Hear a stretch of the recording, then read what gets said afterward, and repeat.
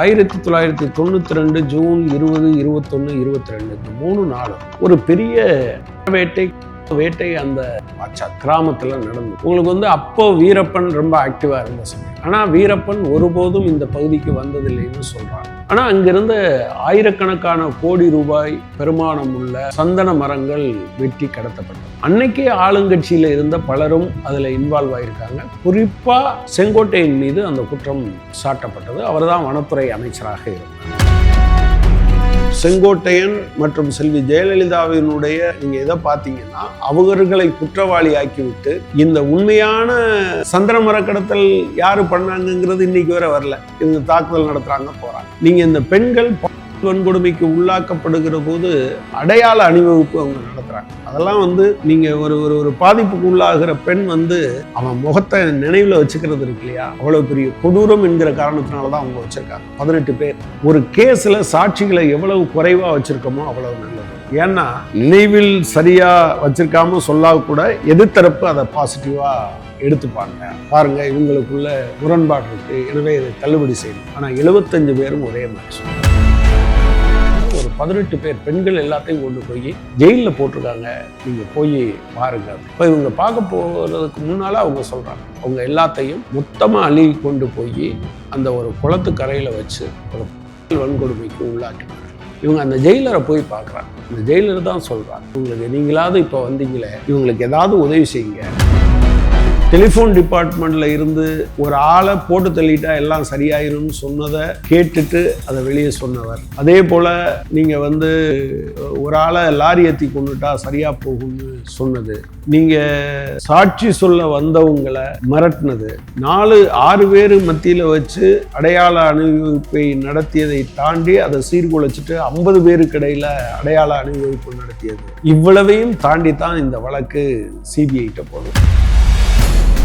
எல்லாம் IAS படிச்சிருக்கலாம், IPS படிச்சிருக்கலாம், செல்வி ஜெயலலிதா முதலமைச்சராக இருக்கலாம், செங்கோட்டையன் அமைச்சராக இருக்கலாம். ஆனா உங்க எல்லாத்தையும் எதிர்த்து எழுத படிக்க தெரியாத, அதுவரை பேசுவதற்கு குரலற்றவர்களாக இருந்தவர்கள் எழுந்து வெற்றி பெற்றது. வரலாறு என்பது எப்போதுமே யார் ஆட்சி அதிகாரத்தில் இருக்கிறார்களோ அவர்கள் எப்படி கட்டமைக்கிறார்களோ அப்படித்தான் வரலாறு முன்வைக்கப்படுகிறது. ஒரு காலத்தில் அது அரசர்களுடைய வரலாறாக இருந்தது. அதுக்கு பின்னால் பார்த்தீங்கன்னா ஆட்சி அதிகாரத்தில் யார் இருக்காங்களோ அவங்களுடைய வரலாறாக இருந்தது. இப்போ கூட இந்தியாவில் நடந்துகிட்டு இருக்க ஒரு பெரிய போராட்டம், கடந்த காலத்தினுடைய அரசியல், சமூக, பொருளாதார வாழ்க்கையில் எந்தவித முன்னேற்றத்துக்கும் நிற்காத பாஜக அது தன்னுடைய நோக்கிலிருந்து அந்த வரலாற்றை எழுதணும்னு நினைக்கிறாங்க. இது நாடு தழுவிய அளவிலேயே இப்படித்தான்னா அங்கெங்கே இருக்கக்கூடிய ஒடுக்கப்பட்ட மக்கள், குறிப்பாக பட்டியல் இனத்தவர், பழங்குடியினர், பிற்படுத்தப்பட்டோர், அதே போல் பெண்கள், இவர்களுடைய போராட்டம் பொதுவாக போராட்டம் மட்டும் இல்லை, அவங்க மீதான தாக்குதல்களும் கொடுமைகளும் ஈவன் அவர்களுடைய வெற்றிகள் கூட வெளியே வர்றதில்லை. அப்படி ஒரு சின்ன கிராமம், ஒரு 600-700 பேர் மட்டுமே மக்கள் தொகை கொண்ட ஒரு கிராமம்தான் வாச்சாத்தி. 1992, 91 96 வரையிலான காலகட்டத்தில் செல்வி ஜெயலலிதா முதலமைச்சராக இருந்தாங்க. அந்த காலத்தில் பல்வேறு பகுதிகளிலும் கட்டவிழ்த்து விடப்பட்ட ஒடுக்குமுறைகள் ஏராளம். அதில் சிலது வெளியே வந்திருக்கு, சிலது வெளியே வராமலே போயிருக்கு. வாச்சாத்தியை பற்றி நான் சொல்ல போகிறேங்கிறதுனால அடுத்து நான் சொல்கிறேன். நீங்கள் கொடியங்குளம் சம்பவம் அது ஊருக்கெல்லாம் தெரியும். ஆனால் ஏன் குறி வச்சாங்க அப்படிங்கிறத ரொம்ப நெருங்கி பார்க்குற சிலருக்கு மட்டும்தான் தெரியும். அதே தூத்துக்குடி மாவட்டத்தில் நடுநாளுமுலை கிணறு பின்னால் உச்சநீதிமன்றம் அந்த போலீஸ்காரங்க எல்லாத்துக்கும் மனிதத்தன்மை வருகிற வரை மனிதர்கள் வாழுகிற பகுதியில் அவங்களுக்கு வேலை கொடுக்காதீங்கன்னு சொல்கிற அளவுக்கு அது வந்தது. எஸ்பி உட்பட, எஸ்பி அசுதோஷ் சுக்லா நேரடியாக அதில் தலையில்லைன்னா கூட அவருக்கு ஒரு மாரல் ரெஸ்பான்சிபிலிட்டி இருக்குங்கிற முறையில் அவர் உட்பட அத்தனை பேரையும் நீதிமன்றம் கண்டித்திருந்தது, நிவாரணம் கொடுத்தது. இப்படி பல பகுதிகளில், சின்னாம்பதியில் அந்த மாதிரி நடந்தது. இப்படி பல இடங்கள்ல நடந்தது. அதில் இந்த வாச்சாத்தி ஏன் முக்கியத்துவம் வருதுன்னா, ஒரு சின்ன கிராமம். இது சித்தேரி மலையடிவாரத்தில் இருக்குது. தருமபுரி மாவட்டத்தில் சித்தேரி மலையடிவாரத்தில் இருக்குது. இது அந்த ஊரில் இருக்கிறவங்க எல்லாருமே பழங்குடியினர் என்கிற காரணத்தினால பலருக்கும் பழங்குடியினர்னா, ஏன்னா செல்வி ஜெயலலிதா காலத்தில் சட்டமன்றத்திலே என்ன சொன்னாங்கன்னா, அது அப்போது மார்க்சிஸ்ட் கட்சியினுடைய மாநில செயலாளராக தோழர் நல்லசிவன் இருந்தார். அப்போ சொல்லும்போது இவ்வளவு வயசான நல்லசிவன் மலை மேலே ஏறி எப்படி பார்த்தாரு அப்படின்லாம் கிண்டல் வச்சாங்க. ஆக்சுவலாக அது மலை மேலே இல்லை, மலை அடிவாரத்தில் இருக்குது. இவங்களுடைய பிரதான வேலைகள் என்பது விவசாயம் சார்ந்தும் கூலி வேலைக்கு போகிறதும் காடுகளில் கிடக்கிற இந்த விறகுகளை சேகரித்து அப்படி தான். ஆக்சுவலாக 1992 ஜூன் 20, 21, 22 இந்த 3 நாளும் ஒரு பெரிய வேட்டை அந்த கிராமத்தில் நடந்தது. பிரச்சனை என்னன்னா, உங்களுக்கு அப்போ வீரப்பன் ரொம்ப ஆக்டிவாக இருந்த சமயம். ஆனால் வீரப்பன் ஒருபோதும் இந்த பகுதிக்கு வந்ததில்லைன்னு சொல்கிறாங்க. ஆனால் அங்கிருந்த ஆயிரக்கணக்கான கோடி ரூபாய் பெருமானம் உள்ள சந்தன மரங்கள் வெட்டி கடத்தப்பட்டது. அன்னைக்கே ஆளுங்கட்சியில் இருந்த பலரும் அதில் இன்வால்வ் ஆகியிருக்காங்க. குறிப்பாக செங்கோட்டையின் மீது அந்த குற்றம் சாட்டப்பட்டது. அவர் தான் வனத்துறை அமைச்சராக இருந்தார். ஆனால் காவல்துறை, வனத்துறை, வருவாய்த்துறை இது மொத்தமும் சேர்ந்து இவங்க ஏதோ வெட்டிட்டு வந்ததாகவும் மறைச்சு வச்சிருக்கதாகவும் அப்படி சொல்லி தான் அந்த தேடுதல் வேட்டை என்கிற முறையில் ஒரு நரவேட்டை நடந்தது. அநேகமாக அந்த காட்சிகளை நீங்கள் இப்போ யாருக்கும் சொன்னால் கூட அப்படி புரிந்து கொள்ள முடியாது. தாக்குதலுக்கு உட்படாத ஒரு வீடு கூட கிடையாது. அந்த ஊரில் அதிமுக கிளை செயலராக இருந்த ஒருத்தருடைய ரைஸ் மில் உட்பட எல்லாத்தையும் அடிச்சு நொறுக்கிட்டாங்க. அந்த ஊரில் அவங்க வீடுகளில் இருந்த உணவுப் பொருட்கள் அது சமைத்து சாப்பிட முடியாத அளவிற்கு அவற்றை அசுத்தப்படுத்தியிருந்தாங்க. பாத்திர பண்டம் எல்லாமே நொறுக்கிட்டாங்க. ஊரில் இருந்த ஆடு, மாடு, கோழி இதெல்லாம் கொண்டு போய் கொஞ்சம் சமைச்சு சாப்பிட்டது போக மீதி எல்லாத்தையும் கொண்டு போய் விற்றுட்டாங்க. இதில் இருந்த ஒட்டுமொத்த அந்த கழிவுகளையும் கொண்டு போய் அங்கே இருந்த கிணத்துல அந்த மாதிரி போட்டு அதையும் பயன்படுத்தாமல் வந்துட்டாங்க. இது மார்க்சிஸ்ட் கட்சிக்கும் அதே போல் மலைவாழ் மக்கள் சங்கத்திற்கும் இது கவனத்திற்கு வந்த பிறகு அதனுடைய தலைவர்கள் தோழர் அண்ணாமலை அப்போ எம்எல்ஏவாக இருந்தவர் உட்பட அந்த கிராமத்துக்கு போகிறாங்க. இவங்க போகும்போது அந்த கிராமத்தில் ஆட்களே கிடையாது. ஆனால் அதுக்கு பின்னால் ஒரு அம்மா மெல்ல வந்து இவங்களை பார்க்குறாங்க. பார்த்த பிறகு எப்படி நம்பி வந்தீங்க அப்படின்னு சொன்னால், இல்லை இந்த மாதிரி கொடுமையெல்லாம் நடந்தது, நேற்று நீங்கள் அரூரில் எங்களுக்கு ஆதரவாக ஆர்ப்பாட்டம் நடத்தியதை வச்சு தான் நாங்கள் இங்கே வந்து பார்க்க வரோம் அப்படின்னு சொல்கிறாங்க. அதுக்கு பின்னால் மக்களுக்கு தன்னம்பிக்கை ஊட்டிய பிறகு தான் அவங்க சொல்கிறாங்க, ஒரு 18 பேர் பெண்கள் எல்லாத்தையும் கொண்டு போய் ஜெயிலில் போட்டிருக்காங்க, நீங்கள் போய் பாருங்க அப்படின்னு. இப்போ இவங்க பார்க்க போகிறதுக்கு முன்னால் அவங்க சொல்கிறாங்க, அவங்க எல்லாத்தையும் மொத்தமாக அள்ளி கொண்டு போய் அந்த ஒரு குளத்து கரையில் வச்சு ஒரு வன்கொடுமைக்கு உள்ளாக்கினார்கள் அப்படின்னு. இவங்க அந்த ஜெயிலரை போய் பார்க்குறாங்க. அந்த ஜெயிலர் தான் சொல்கிறாங்க, இவங்களுக்கு நீங்களாவது இப்போ வந்தீங்களே. ஆக்சுவலாக இதில் ரொம்ப முக்கியமான விஷயம், அரசு அதிகாரத்தின் அங்கமாக இருக்கக்கூடிய ஒருத்தர், ஒரு 3 பெண்கள் இந்த இதில் ரொம்ப முக்கியமானவங்கன்னு நினைக்கிறேன். அதில் ஒன்று அந்த ஜெயிலர், மீதி 2 பேரும் செல்வி ஜெயலலிதாவும் அப்போது சென்னை உயர்நீதிமன்ற நீதிபதியாக இருந்த பத்மினி சேசுதுரை. ஆக்சுவலாக தமிழ்நாட்டினுடைய வரலாற்றில் செல்வி ஜெயலலிதா முதல் பெண் முதலமைச்சர். பத்மினி சேசுதுரை தான் தமிழ்நாட்டின் முதல் பெண் பப்ளிக் ப்ராசிக்யூட்டர். அவங்க தான் சென்னை உயர்நீதிமன்றத்தினுடைய முதல் பெண் நீதிபதி. இவங்க 2 பேருடைய ரோலையும் நான் பிறகு சொல்கிறேன். ஆனால் இந்த அம்மா இவங்களுக்கு ஏதாவது உதவி செய்யுங்க, ஏன்னா இவங்க அவங்கள பார்க்க போகிற நாளே அதிகமாகிடுச்சு. ஆனால் அவங்க கொடுமைக்கு உள்ளாக்கப்படுறாங்க. இவங்க கொடுத்த வழக்குகள் எதையும் அப்போ அவங்க ஏற்றுக்கிறதுக்கு தயாராக இல்லை. தசரதன் IAS, அதே போல் பின்னால் டிஜிபியாக இருந்த ராமானுஜம் IPS, இவங்க 2 பேரும் அதில் ஒழுங்கா இல்லை. பிறகு ஆர்ப்பாட்டம் போராட்டம் என்று தொடர்ச்சியாக வருது. வந்த பிறகு வேறு வழி இல்லாமல் இது கோர்ட்டுக்கு வருது. கோர்ட்டுக்கு வந்த பிறகு அவங்க வழக்கெல்லாம் பதிவு செய்கிறாங்க. நான் அந்த முழு கதைக்குள்ளேயும் போகல. பட் ஒரு விஷயம் என்னென்னா, முதலே சொல்ல விரும்புகிறேன்.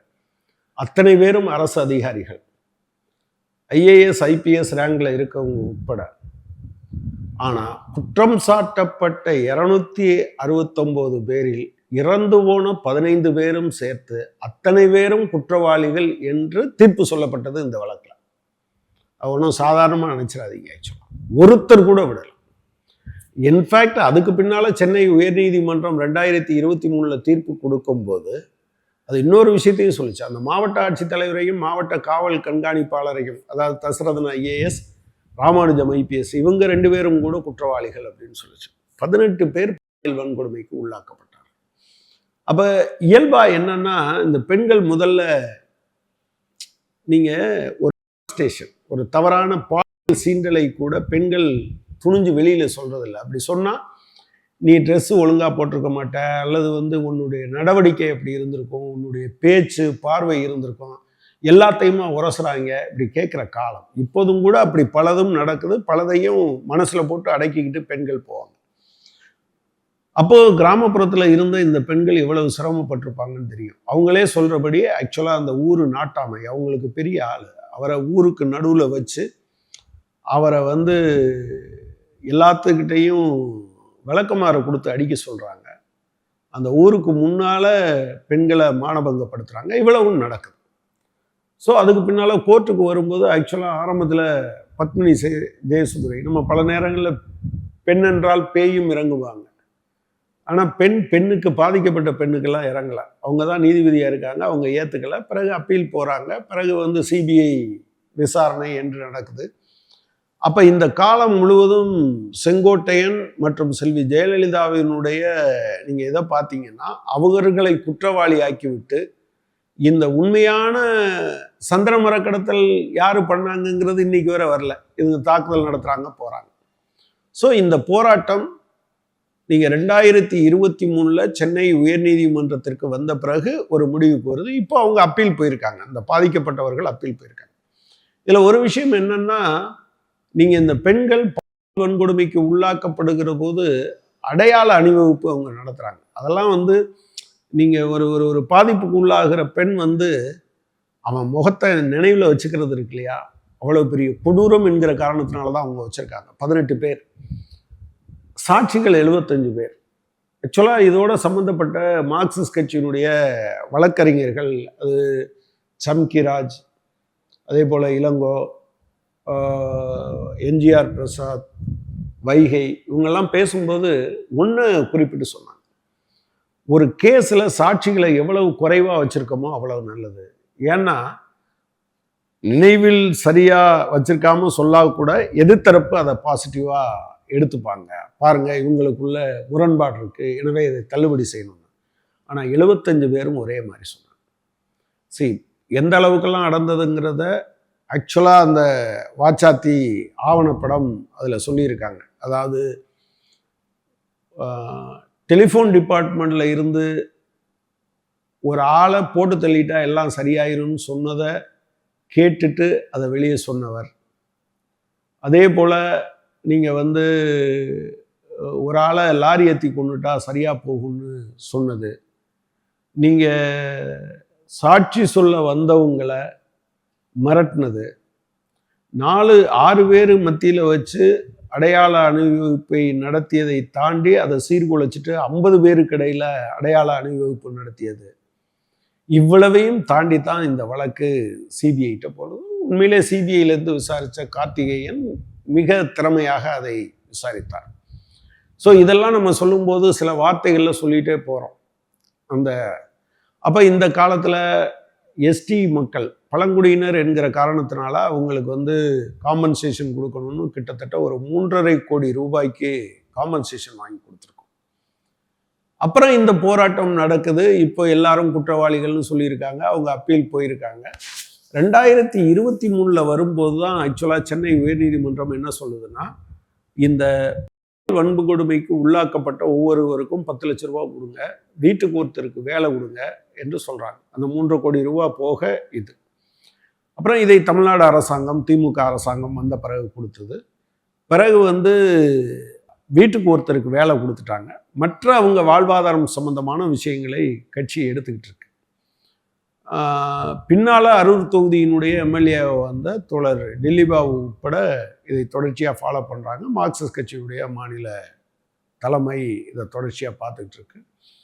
தோழர் சண்முகம் ஒரு குறிப்பிட்ட காலகட்டத்திலிருந்து இந்த வழக்கில் முழுமையாக அந்த சங்கத்தினுடைய தலைவராக இருந்ததுனால இருக்கார். இதில் 2-3 விஷயங்களை நான் மிக முக்கியமாக பார்க்கணும்னு நினைக்கிறேன். மற்றதெல்லாம் அந்த இதில் அவங்க பார்க்கட்டும். ஒன்று, அந்த பெண்கள், வன்கொடுமைக்கு உள்ளான பெண்கள் மொத்தமாக திரண்டு வந்து, நான் ஒரு போராளி, என்னைய ஒருத்தன் அசிங்கப்படுத்தணும்னு நினச்சதுனால அவன் அசிங்கப்பட்டிருக்கான், நான் ஏன் வருத்தப்பட வேண்டும், இனிமேல் யாருக்கும் இப்படி நடக்கக்கூடாது என்று தமிழ்நாடு முழுவதும் பல மாவட்டங்களில் பேசினாங்க.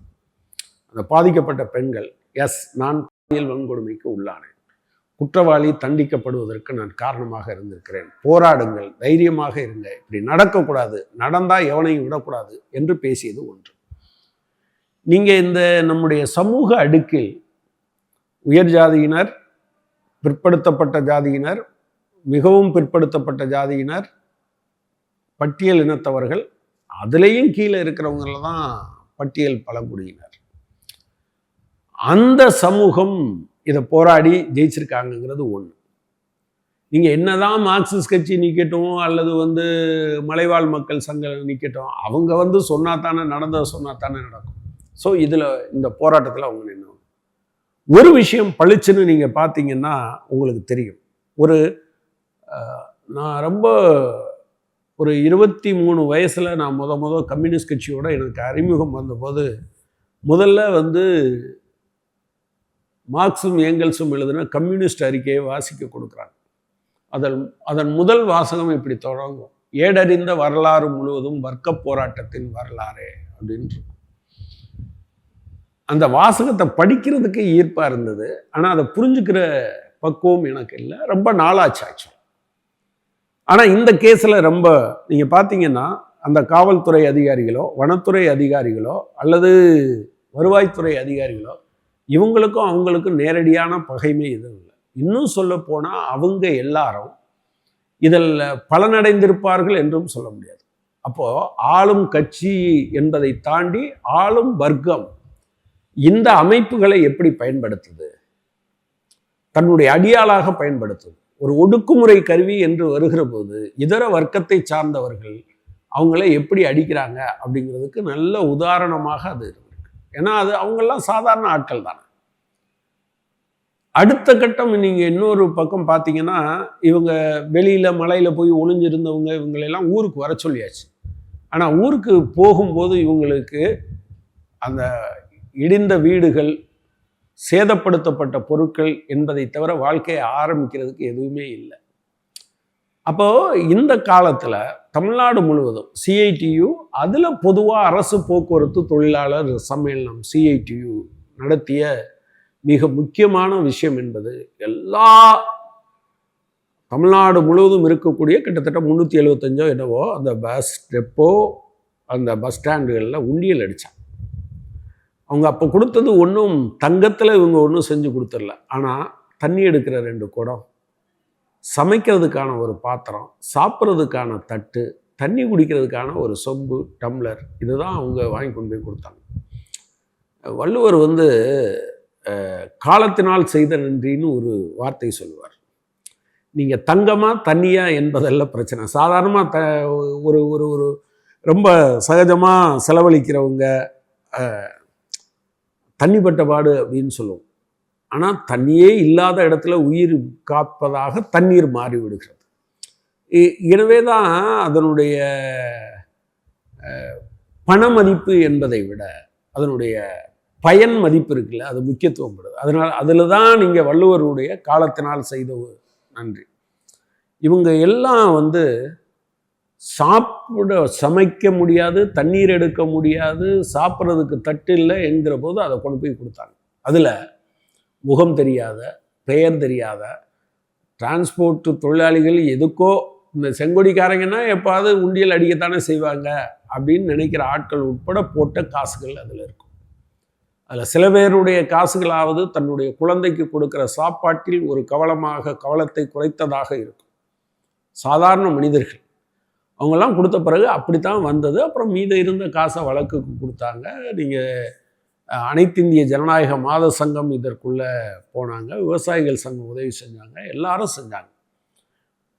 பட் நான் என்ன பார்க்குறேன்னா, ஒரு பக்கம் இவர்களோடு நேரடியாக பகைமை இல்லாத, இன்னும் சொல்ல போனால் இதே மாதிரி குடும்பங்களிலிருந்து வந்திருக்கக்கூடிய பட்டியல் சமூகத்தினர், பழங்குடியினர், பிற்படுத்தப்பட்டோர், இதர சமூகத்தில் சாதாரண தொழிலாளி குடும்பத்திலிருந்து வந்த போலீஸ்காரங்களும் காவல்துறையினரும் யாரை அடிக்கிறாங்க?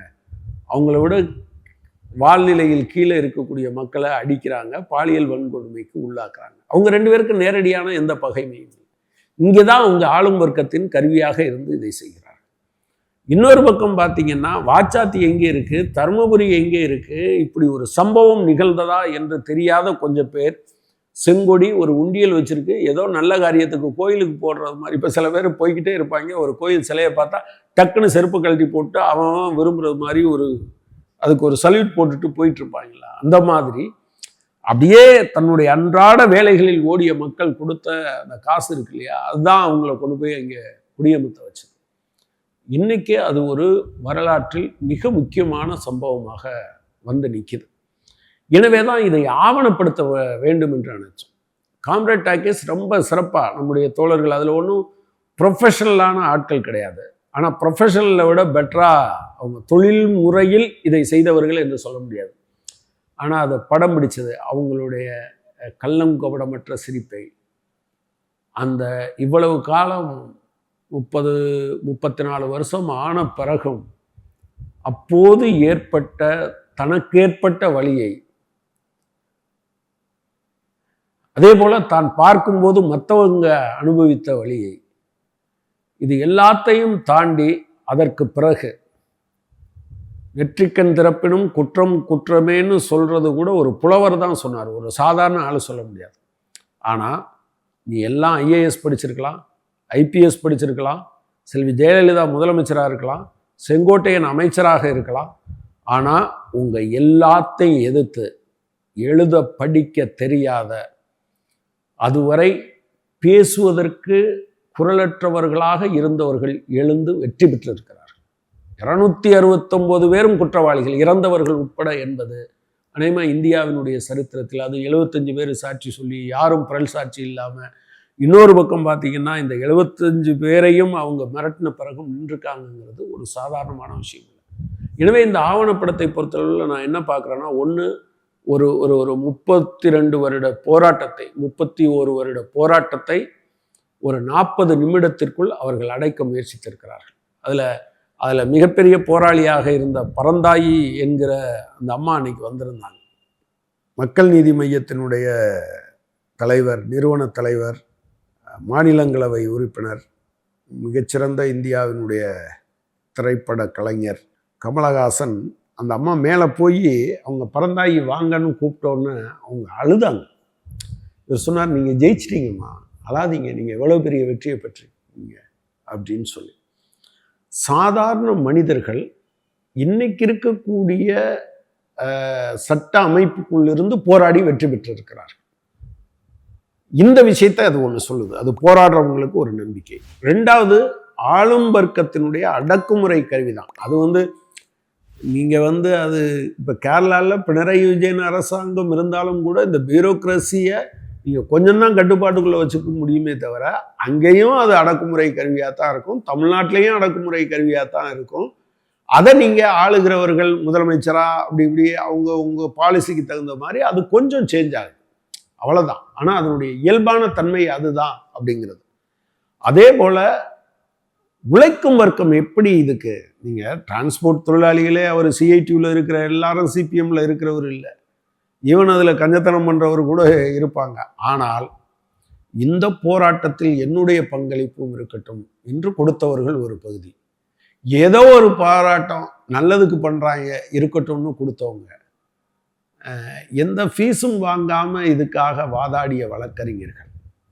இப்படி நீங்கள் பார்த்தீங்கன்னா ஒரு ஒரு ஒரு ஒரு ஒரு அநீதிக்கு எதிராக தமிழ்நாடு திறந்ததையும் பார்க்க முடியும். ஒரு அநீதியை நியாயப்படுத்துவதற்காக முதலமைச்சர், துறை அமைச்சர், ஐஏஎஸ் ஐபிஎஸ் அதிகாரிகள், அதே போல் வருவாய்த்துறை வனத்துறை அதிகாரிகள் என்று இன்னொரு பக்கம் இருந்ததையும் நீங்கள் பார்க்க முடியும். எனவே தான் நான் என்னை பொறுத்தவரையில் இது ஒரு ஆவணப்படம் என்பதை விட அந்த ஒரு 30 ஆண்டு வரலாற்றை ஒரு 40 நிமிஷத்திற்குள் அடைத்த இந்த ஆவணப்படம் ஒரு சிறந்த வர்க்கப்பாடம் என்று என்னால் உறுதியாக சொல்ல முடியும். சாதாரண மனிதர்களின் வலியும் வேதனையும் தாண்டி அவர்கள் வெற்றி பெற்றிருக்கிறார்கள். எந்த வெற்றியும் அதற்கு நாம செலுத்துகிற உழைப்பு, கொடுத்த விலை என்பதோடு சேர்ந்துதான் அது எவ்வளோ பெரிய வெற்றி என்று வரலாறும் பதிவு செய்யும், நாமும் கூட உணர்வோம். அந்த வகையில் அந்த ஆவணப்படம் மிக முக்கியமானது. அனைத்து பகுதி மக்களும் கட்டாயம் பார்க்கணும். பார்க்கறது மட்டும் இல்லை, நீங்கள் செய்கிற சின்ன உதவி. ஒரு ஆள் சொன்ன தகவல் தான் நீங்கள் இந்த பிரச்சனை எப்படி ஊருக்கு வெளியே வருது. எந்த பத்திரிகையும் நீங்கள் வச்சுக்கோங்க, தமிழ்நாட்டில் எந்த பத்திரிகையும் அதை பிரசுரிக்கவில்லை அப்படி ஒன்று நடந்ததாக.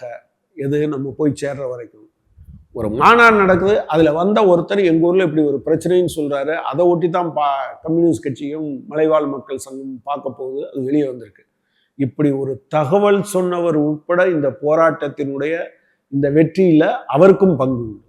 அப்படி இல்லைன்னா உங்களுக்கு எங்கே தெரிஞ்சிருக்கும்.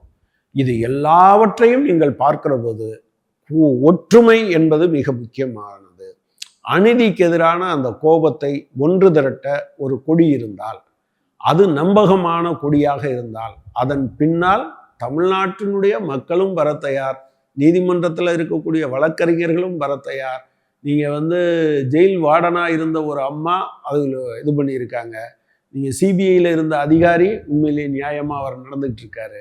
இப்படி ஏராளமான விஷயத்தை சொல்ல முடியும். ஆயிரக்கணக்கான கோடி மரம் இருந்தது, அதை வெட்டிட்டாங்க. அதில் என்னென்னா வெட்டிட்டு போனது அன்னைக்கு அமைச்சராக இருந்த திரு செங்கோட்டையன் அவருடைய ஆட்கள் என்று சொல்கிறாங்க. நம்ம அந்த ஏரியாவுக்குள்ளேயே போகலை. அதனால நம்ம ஆனால் அப்போ வெட்டப்பட்டதுக்கு யாரையாவது காரணம் சொல்லணும்ல, அது வீரப்பன். வீரப்பன் இங்கே வரலைங்கிறது இல்லை, வீரப்பனுக்கு ஆதரவாக இருந்தவங்க. இன்னைக்கு நீங்கள் போய் பார்த்தீங்கன்னா அந்த மக்களுடைய வாழ்க்கையில் பெரிய மாற்றம். சந்தனம் மரம் வெட்டுறவங்க அவ்வளவு சின்ன ஊரில் அவ்வளவு ஓட்டு வீட்டில் எரிக்கிற வெயிலுக்குள்ளேயா உட்கார்ந்துட்டு இருப்பாங்க, அது இல்லை. எனவே நீங்கள் திருடு போன சந்தன மரங்கள், அதுக்கு ஒரு கணக்கு சொல்லணும்ல, கணக்கு எழுதணும்ல. அந்த கணக்கு எழுதுவதற்காக நடத்தப்பட்ட இதுதான். நான் இதை பார்க்கிற நண்பர்களுக்கு என்னுடைய வேண்டுகோள், இந்த ஆவணப்படத்தை பாருங்கள். இந்த படத்தோடு சம்பந்தப்பட்ட விஷயங்கள் உங்களுக்கு ஏதாவது தேவைன்னா புத்தகமாகவும் நாங்கள் கொண்டு வந்திருக்கோம், அதையும் நீங்கள் பாருங்கள். இது எல்லாத்தையும் விட முக்கியமானது, ஒரு இடத்தில் ஒடுக்குமுறை நடந்தால் அந்த ஒடுக்குமுறைக்கு எதிராக உங்கள் குரலை சொல்லுங்கள். குரலை சொல்ல முடியாது, குரலை எழுப்ப முடியாது என்று தெரிந்தால் யார் குரல் எழுப்புவார்களோ அவர்களிடம் சொல்லுங்கள். இல்லை வேற ஒருத்தர் அப்படி ஒரு குரலோடு வருகிறார் என்றால் அவருக்கு ஆதரவு கொடுங்கள். கட்டாயமாக நாம் வெற்றி பெறலாம். நன்றி.